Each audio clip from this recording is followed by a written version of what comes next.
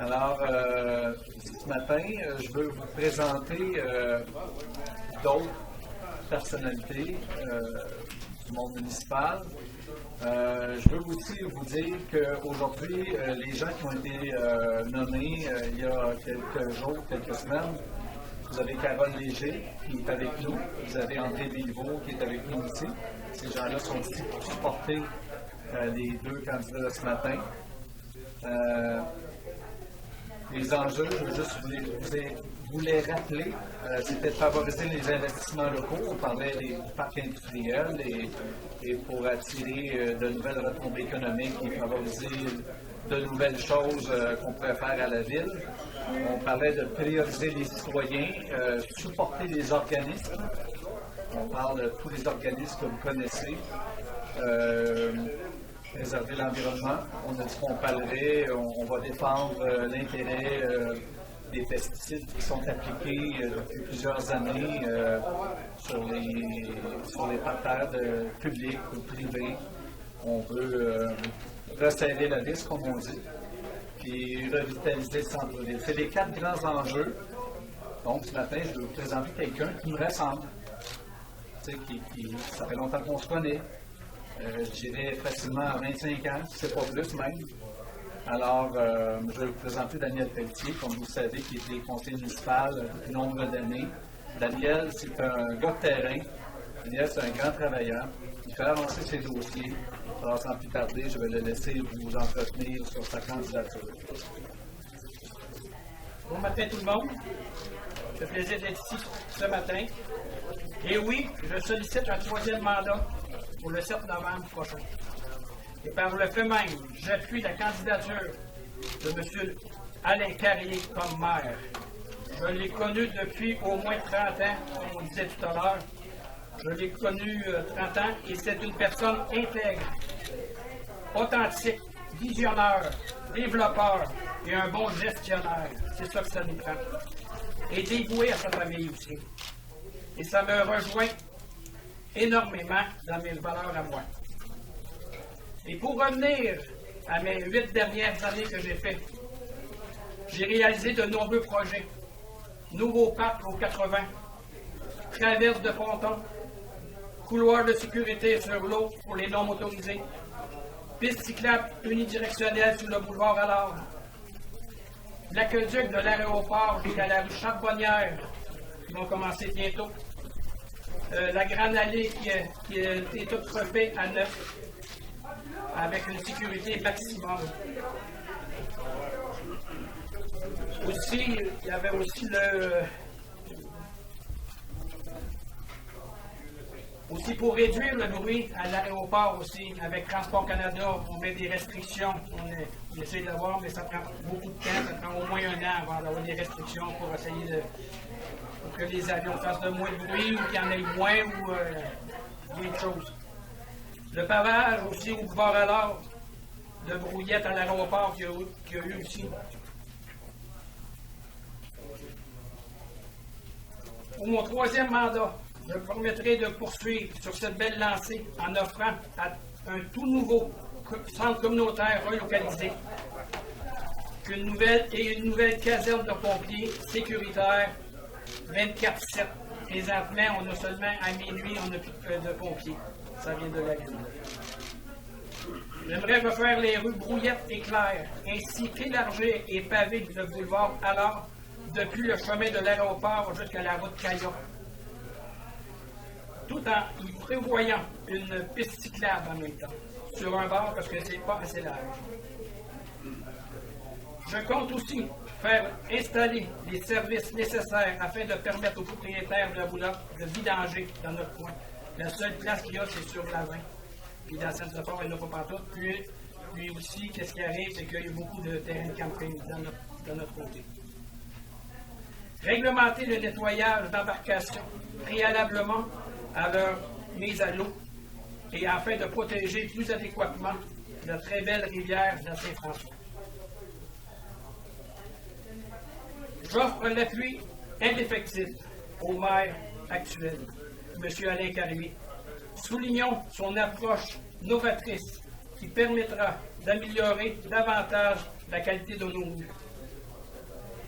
Je signale que M. Carrier avait voulu augmenter de 10 millions de dollars le budget réservé à la réfection des rues pour 2021, mais que la majorité du Conseil s'est refusée, préférant limiter la dépense à 5 millions de dollars. Mais pourquoi 5 millions? Pourquoi pas 1? Pourquoi pas 2? Pourquoi pas 3? 5 millions. Ce n'est que la séance du Conseil du 22 mars 2021 que j'ai compris le stratagème. La majorité des élus ayant voté contre la dépense de 10 millions pour du resurfaçage voulait utiliser le montant de 5 millions pour permettre la construction d'une deuxième salle de spectacle. Rappelons-nous que 95% de la population consultée était en défaveur de la deuxième salle.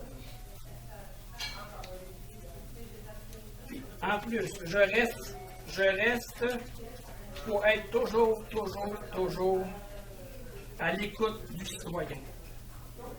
C'est pour ça que je me lance une troisième année, un troisième mandat. Puis pour ma part, c'est le citoyen d'abord. Présenter une autre personne que je connais depuis, encore une fois, une trentaine d'années. Ce matin, je vais vous présenter Jean Charest. Non, vous savez, d'entrée de jeu, je tiens à vous remercier tout le monde d'être présent ici aujourd'hui.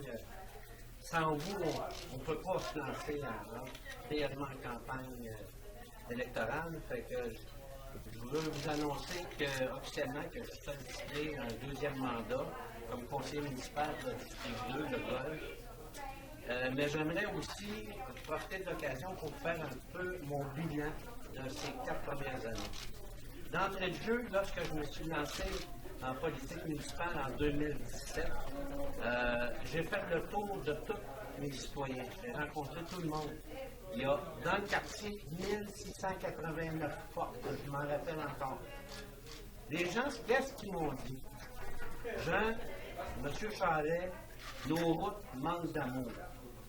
Fait que je me suis lancé, entre autres, là-dessus, et vous savez que maintenant, le chemin du Golfe a été refait, la rue Robert-Bernard a été refait, Saint-Amand, et cette année, on enclenche Despins, Saint-Philippe et Saint-Georges pour un investissement de 8,6 millions de dollars, ce qui n'est pas négligeable.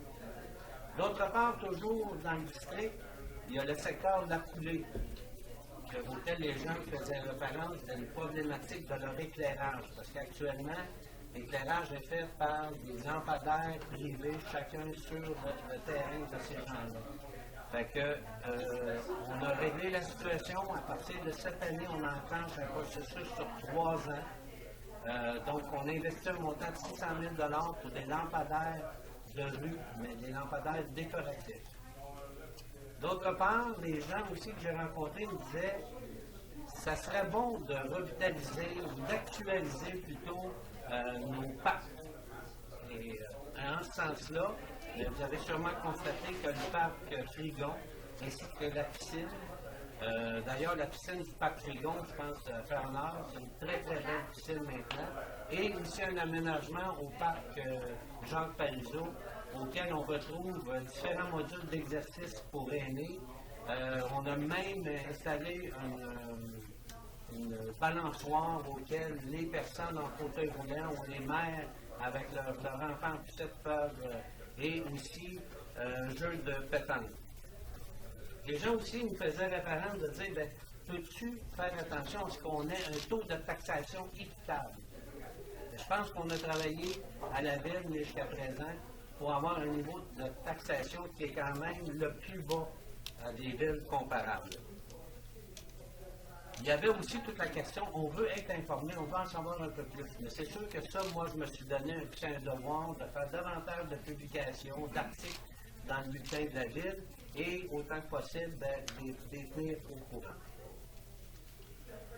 J'avais aussi la question de contribuer au plan d'action de développement du centre-ville, mais c'était comme mis dans le présent mandat un peu en veilleuse. Je compte bien, avec l'appui d'Alain, on puisse s'investir et redynamiser ou d'actualiser, si vous voulez, davantage le centre-ville. Au cours de mon mandat, il va de soi que j'ai occupé différentes responsabilités. Je ne ferai pas la nomenclature, ça serait beaucoup trop long, mais si vous voulez en savoir davantage, je pourrais à la fin vous en faire mention. Mais je veux au moins vous identifier 2-3 de fonctions qui sont, à mon point de vue, très importantes. C'est que j'ai été nommé en décembre 2019 comme membre du comité exécutif de la ville, ce qui est un des comités les plus importants de la ville. Je préside aussi le comité permanent de gestion des infrastructures et l'aménagement du territoire. Je suis membre aussi du chantier sur l'élaboration d'une politique en matière d'habitation et je siège sur de nombreux conseils d'administration au niveau, entre autres, de la SVED, du Village québécois d'antan et du Musée de la photographie de Jacques. Je terminerai en vous disant que je me suis aussi, à travers ces différentes responsabilités-là, impliqué sur différents dossiers, dont l'usine de traitement d'eau, la nouvelle usine qu'on va accueillir prochainement, le corridor de mobilité active dans le quartier, la promenade de Nivia, parce que j'étais dans le chantier, dans le premier comité du chantier d'aménagement du corridor Saint-François, et plusieurs autres. Ce que je compte faire en matière de perspective, c'est de contribuer, votre choix, au développement industriel. Alain vous parlait l'autre jour du parc industriel Saint-Charles. Il faut se doter d'un parc industriel pour accueillir de nouvelles entreprises. Si on veut réaliser de beaux projets pour notre ville, il faut absolument accueillir de nouvelles entreprises. C'est eux auxquels on va aller chercher des taxes qui vont nous permettre de réaliser des projets importants pour notre ville. D'autre part, je vous en mentionnais tantôt, il faut revitaliser le centre-ville, il faut le dynamiser. Si je peux contribuer à cet effet-là, ça va me faire énormément plaisir. On a tout aussi un projet intéressant de cuisine communautaire à relocaliser. Je pense que ça aussi, pour cette clientèle-là démunie, il faut agir. Du soutien aux organismes de loisirs, culture et d'action communautaire. C'est sûr que je vais m'assurer, encore là, je vais m'impliquer au niveau de l'amélioration des infrastructures pour le district et pour la ville. Toujours maintenir un niveau de taxation compétitif. Ça, c'est ma marotte. Je pense que ça devrait être la marotte de tous les membres du Conseil. Et se positionner au sujet de l'utilisation des pesticides. On en parle, mais il faut agir. Je terminerai en disant que j'offre mon entier appui à Alain. Je pense que c'est réciproque. Il vous disait que, oui, on s'est connus au primaire, pas au primaire, mais en 8e année plutôt. Ça fait trop longtemps, ça. Non, c'est au secondaire qu'on s'est connus. Mais on a fait chacun de notre côté notre bout de chemin. Et quand Alain est arrivé, on s'est rencontrés et je lui ai offert mon entière collaboration. Et on a appris à se connaître. Puis j'ai appris à te connaître davantage. Je pense qu'on a des atomes crochus en termes d'honnêteté, de respect, d'écoute de nos citoyens. Et puis d'une part, puis d'autre part, comme je disais à Marilyn, ce qui m'a aussi encore déterminé à donner mon appui à Alain, c'est que lors de certaines interventions dans des dossiers, on reconnaît son expertise, son expérience. Si ce n'est, déjà au niveau d'un dossier qui disait pourquoi on ne ferait pas nos appels d'offres en matière d'infrastructure tout de suite en janvier, on réaliserait l'économie, et il avait entièrement raison. On a réalisé une économie de presque 1,2 million juste en allant en appel d'offres en janvier plutôt que de le faire au mois de mars. Mais c'est cette expérience-là qu'il possède, qui nous amène, qui va nous faire grandir comme ville, qui va nous permettre aussi de réaliser des projets et demeurer la ville du bonheur. Merci beaucoup.